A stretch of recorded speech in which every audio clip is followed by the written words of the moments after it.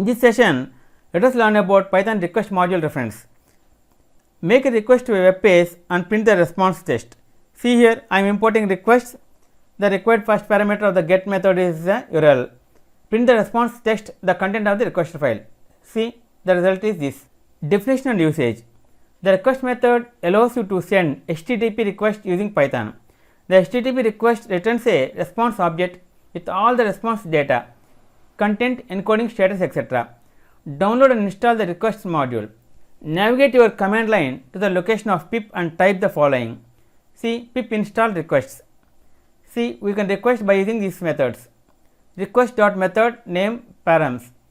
See, delete URL args sends a delete request to the specified URL.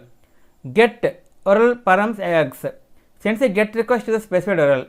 Head URL args sends a head request to the specified URL. Patch URL data args sends a patch request to the specified URL.